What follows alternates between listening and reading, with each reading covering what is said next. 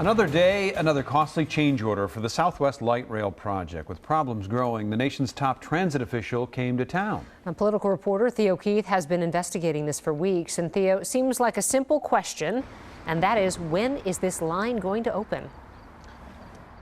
Well, Kelsey, Randy, it is a simple question, but not even the Met Council chairman, who is in charge of this project, knows the answer to it.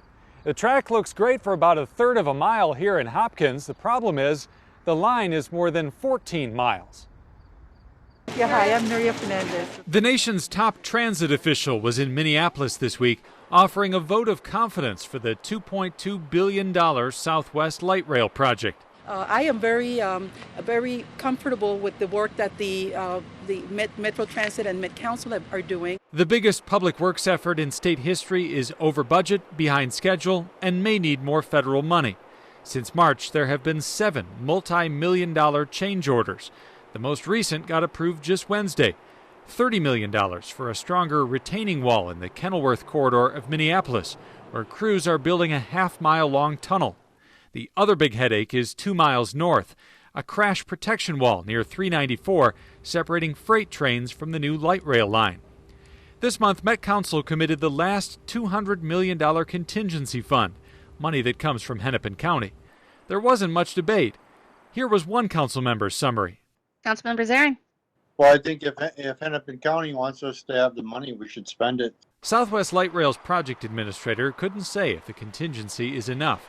If Southwest needs more money, it has to go to Hennepin County or the feds. It was against that backdrop that the federal transit administrator came to town. The project is almost 50% construction in place, and almost 100% of the contracts have been awarded. So in terms of any costs on uncertainties in the future, those have been reduced significantly. The two biggest uncertainties are when Southwest will open and what the final cost will be. Not even the Met Council chairman can say. People ask me every day, and I have the benefit of saying I don't know because I don't know.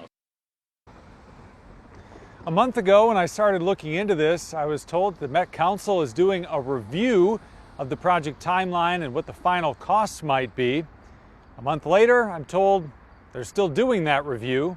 We may get those answers, an estimate on what the cost and the timeline will be by the end of the year. We're live in Hopkins. Theo Keith, Fox 9.